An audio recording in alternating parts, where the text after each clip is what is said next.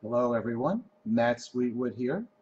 Looking very bright, actually, behind me here because we're heading into the longest days of the year.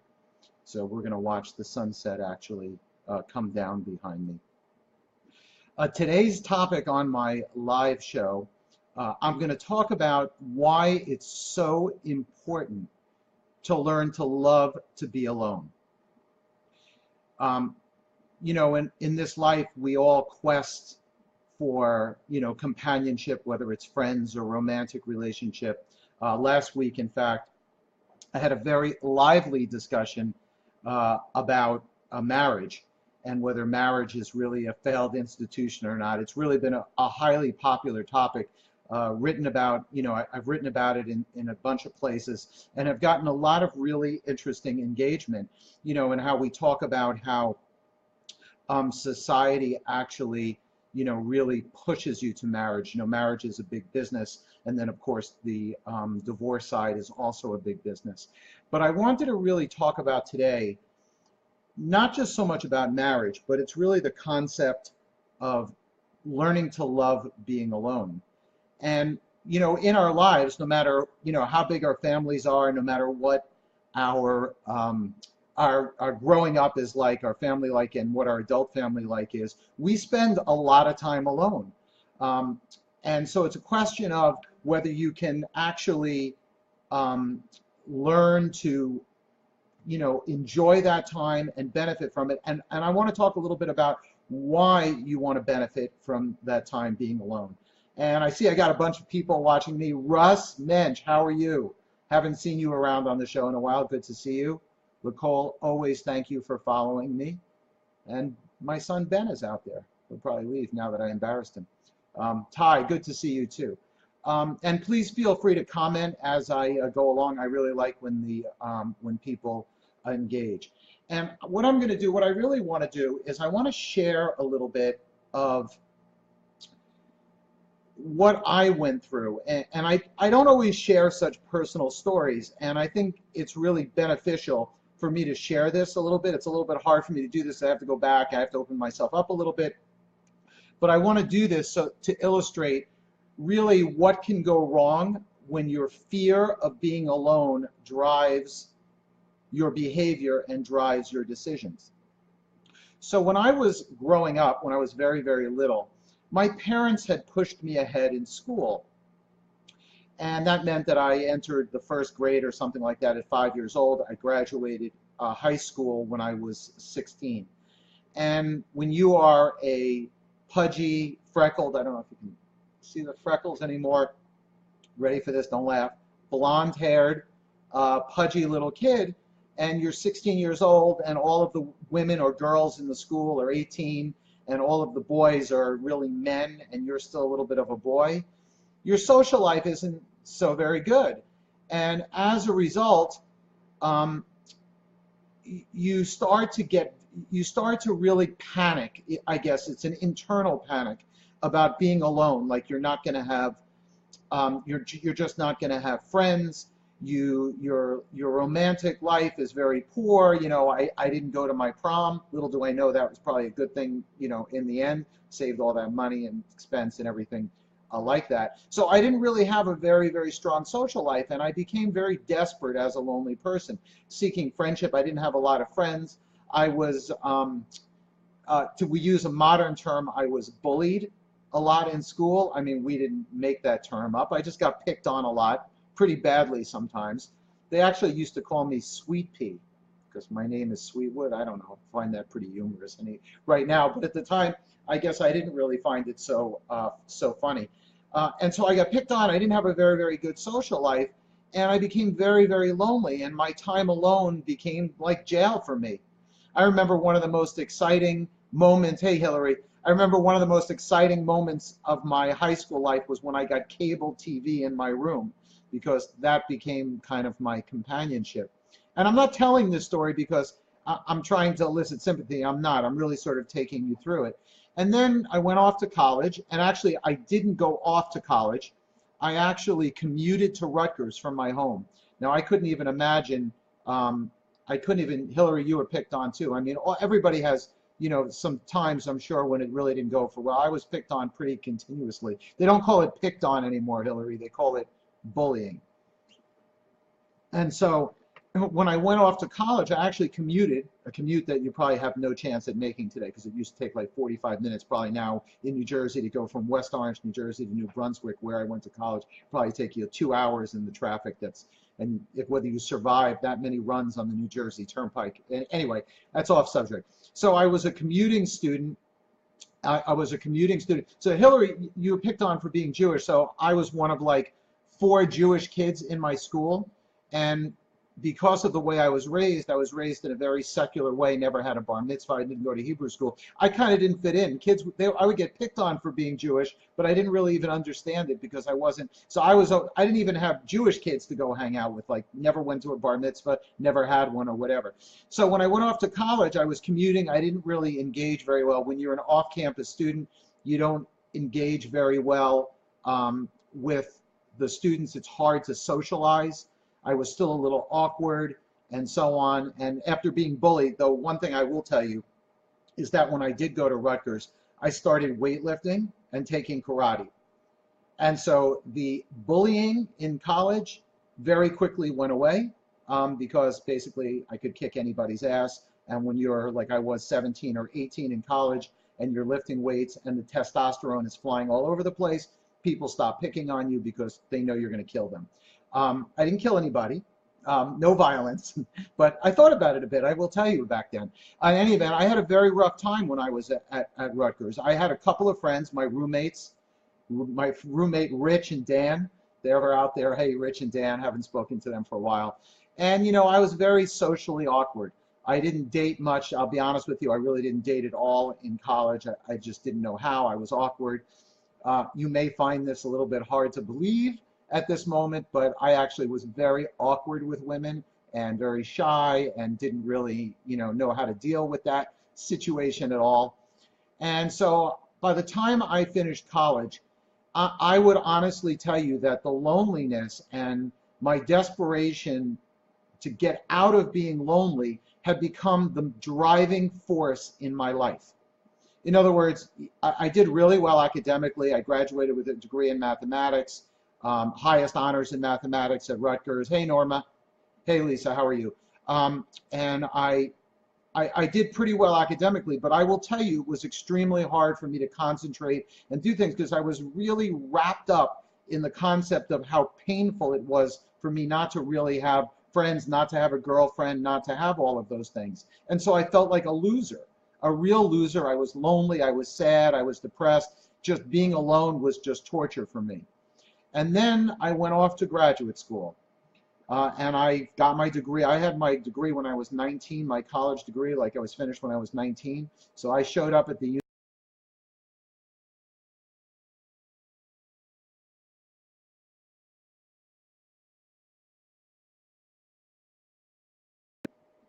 Sorry about that, a little bit of a Facebook hiccup there. So I went off to University of Pennsylvania. There I actually lived there. And the only thing, I wanted to go for my graduate degree in mathematics, but the number one thing on my list was actually finding someone to be a companion to me. And sure enough, the very first person who showed an interest in me, the very first woman that showed an interest in me, I immediately hooked up with her. She happened to be perfect in my mind, mostly perfect because she actually liked me. And it was that low self-esteem and that desire just at all costs to get out of being lonely that I was willing to go with her. I don't even know, quite frankly, whether I loved her or cared for her. I mean, I can't remember. I had feeling, of course I did. But I mean, she was exhibiting signs at that time that even in my naive state, my inexperienced state, I knew were problematic. But I did not care. That woman could have killed cats in front of me daily. I always get my social media cat in there. She could have killed cats and I would have okayed it. It wouldn't have mattered. The woman was screaming at me, was yelling at me, was treating me bad. I didn't care.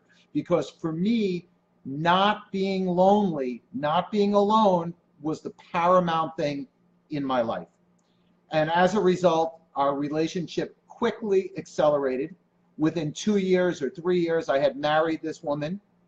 And within another few years after that, we had lots of children. And she ended up, as most of you know, leaving me and the children, which you can read about in my book, which is going to come out hopefully by the end of this year.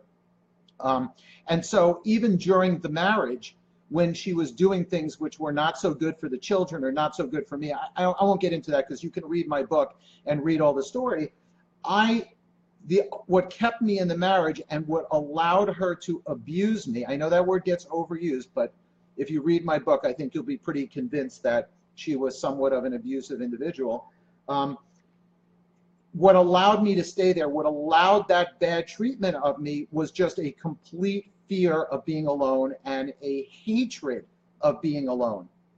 And I'll accelerate the story a little bit. So eventually I got out of that marriage. She left me with 5 children, 5, uno, dos, tres, cuatro, cinco, practice my Spanish here. 5 children, left when my youngest was 18 months old.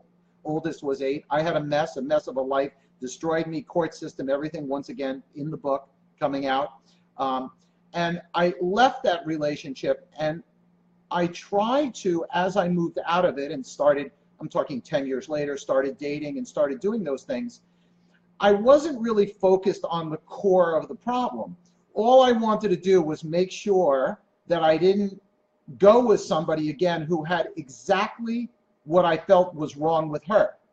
And so I became laser focused in that. Hey Sharon, how are you? I became laser focused on that instead of focusing on myself.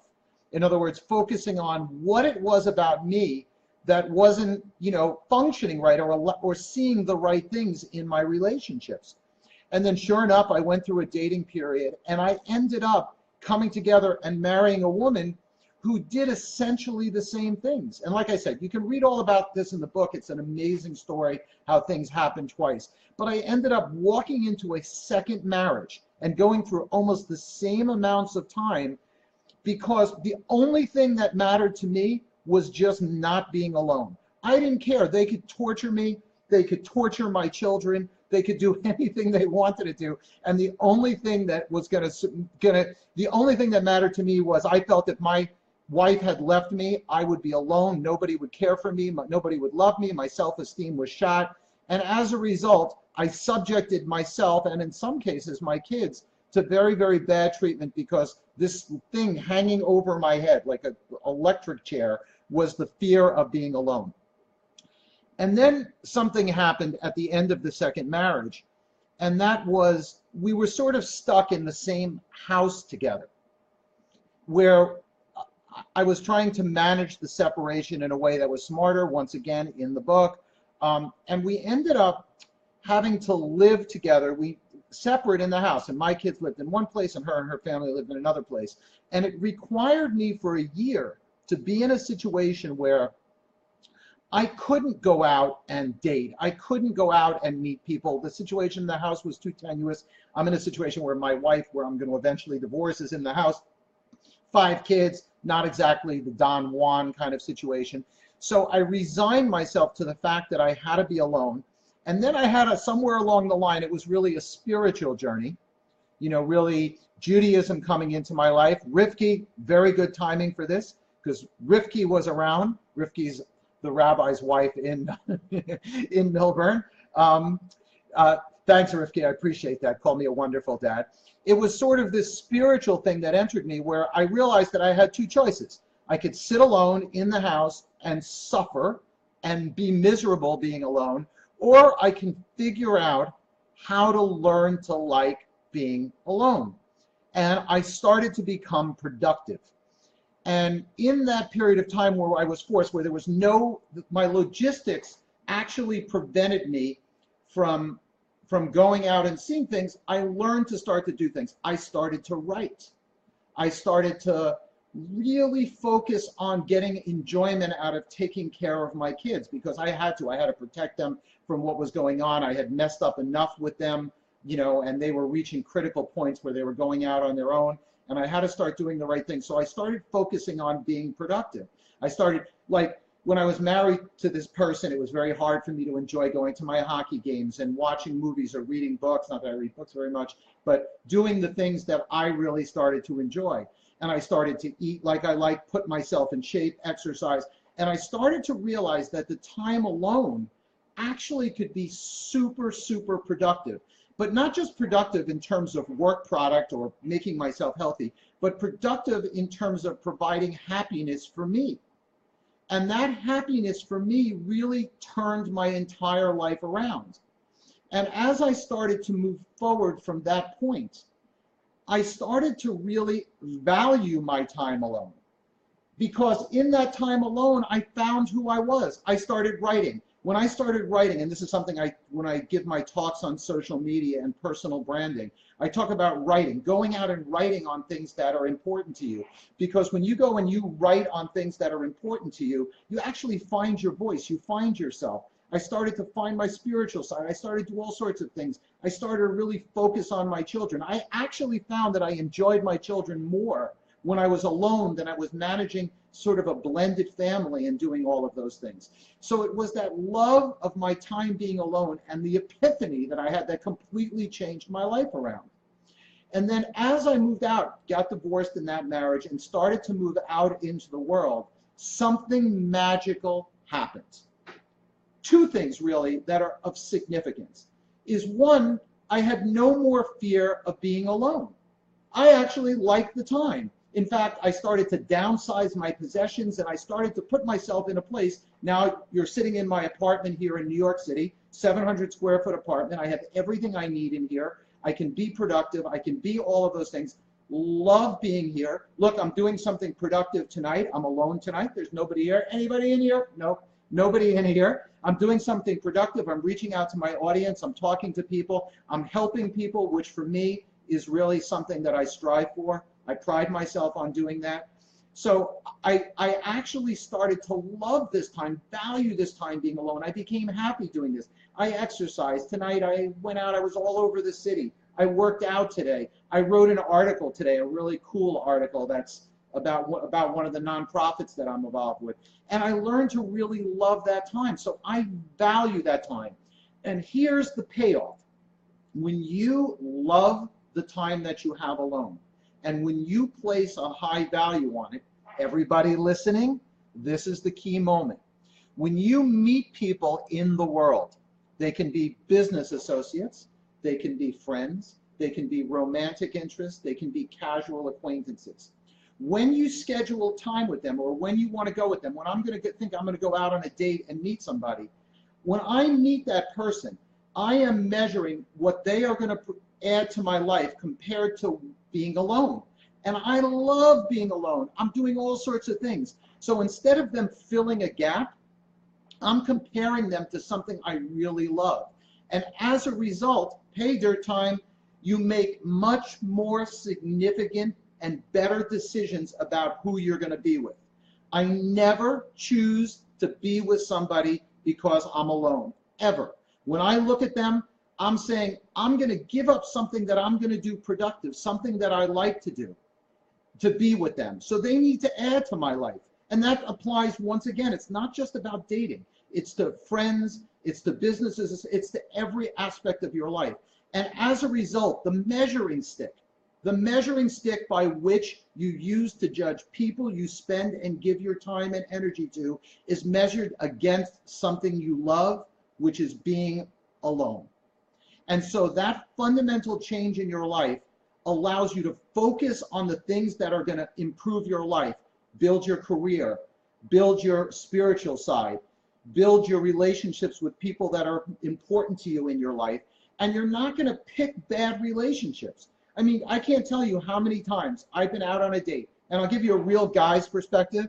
You're out on a date with a very attractive woman, and as a man, right, so guys don't admit this, they're not telling you the truth. As a man, you're thinking, you know, maybe she's really hot, so I'll be with her. But then I'm thinking to myself, you know, I can go home and I can go write an article. I can do a video. I can work on something for my company, for BB. I can do, I can go out with my kids. I'm telling you, I make decisions all the time. My kids are all adults. My youngest daughter actually lives here in New York City. My oldest son lives here in New York City. So a lot of times I'll be like, I'd rather be with them, because when I'm with them, I can actually do something productive, help them in their lives, give them advice, or just spend time with them, or I come back home. So I am measuring every interaction I have, everything I do versus that love of being alone. And so the idea of learning that process, so I'll shift a little bit. So how do you do this? This is really the question. For those of you people that find yourself very lonely out there, it's really a mindset, but it's also a functional thing. So when you're alone, when you know you're going to be alone, start to do things which are going to improve your life. Don't look at it as, oh my gosh, I'm going to be home and I'm going to watch reruns of The Love Boat. I just dated myself. I know that. Probably a whole bunch of you have no idea what The Love Boat is. But you're not going to go watch reruns or watch The Voice or go download Netflix or something like that unless you're exhausted and that's what you want to do. Sometimes I use that as a reward for myself. After I've worked, I come home from my day out, I work on my computer, I do my writing, do whatever I'm going to do, and then I'll reward myself with watching a movie.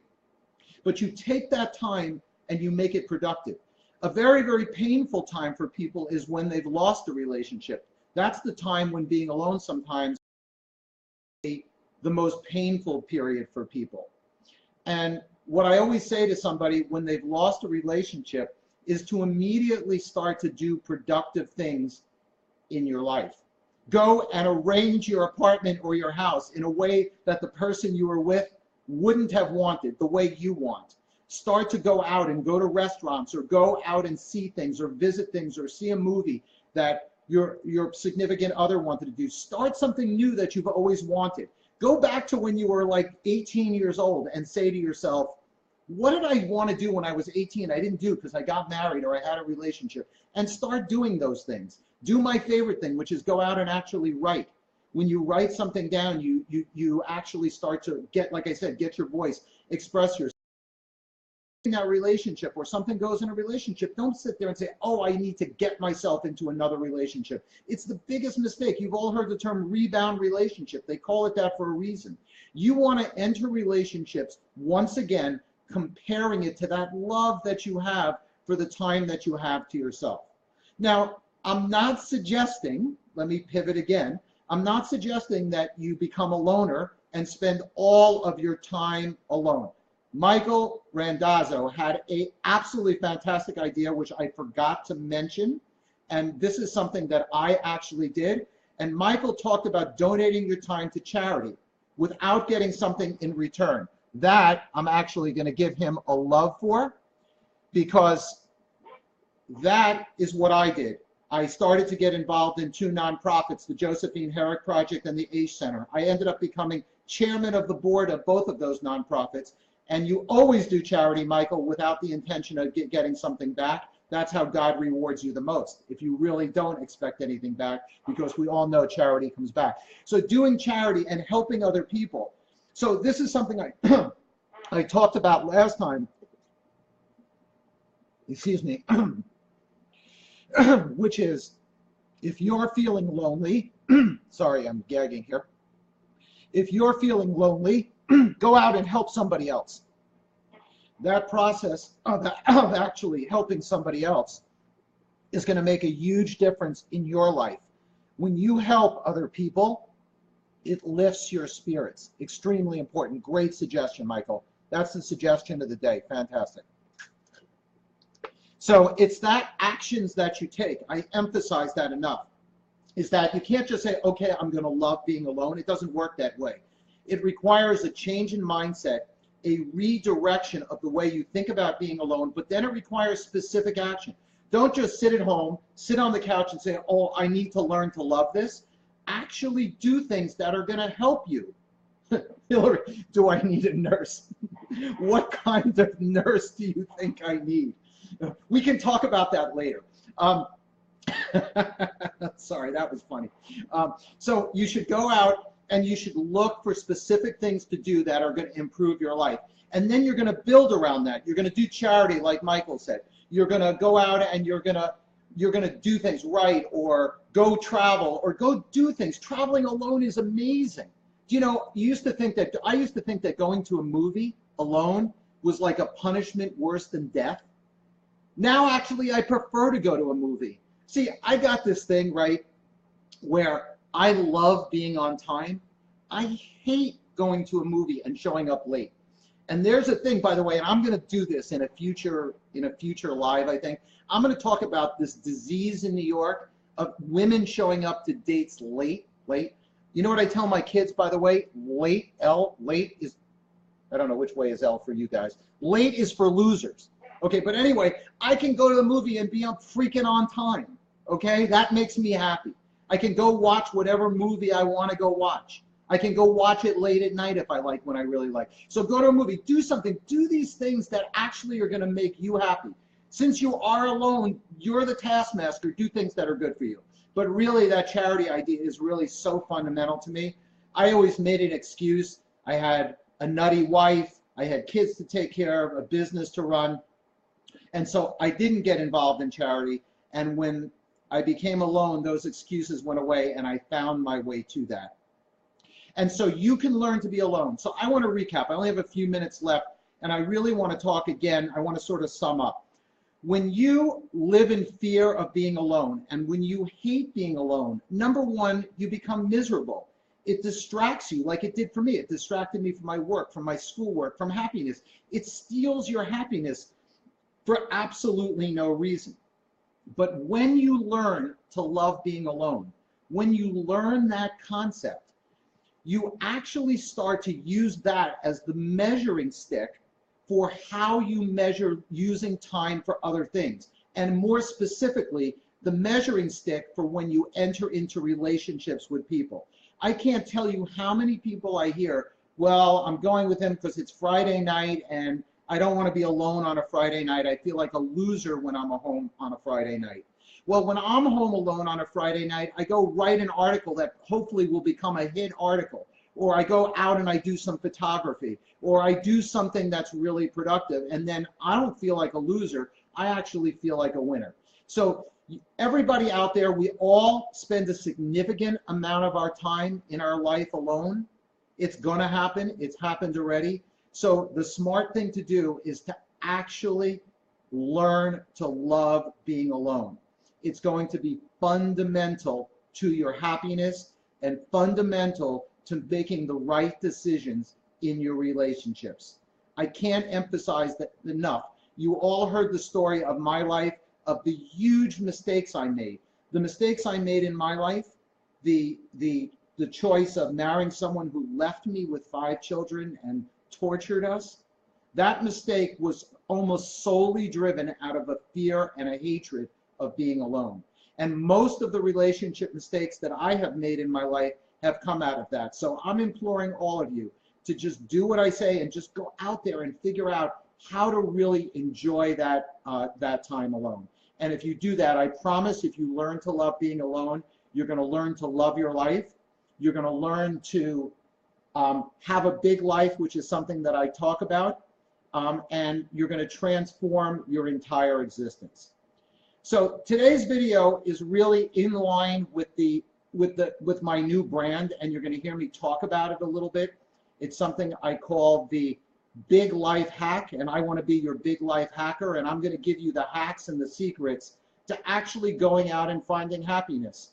I've done a little bit of suffering in my life, and fortunately I'm sitting here in Manhattan living the life. You know, my kids are all grown up and successful. I've ran successful businesses and exited them successfully, and now I'm doing a lot of meaningful things in my life. Those of you that follow me know this, and I really want to have the opportunity to share some of that with you. So I hope that you're going to follow me and follow my show and look for my book when it comes out, because you're going to see me continue to offer you ways and things that I've learned. I'm going to have great guests on the show where we're going to talk about, you know, unique ways that you can go out and hack life and find the secrets to actually having a big life, which is what I call a life worth living.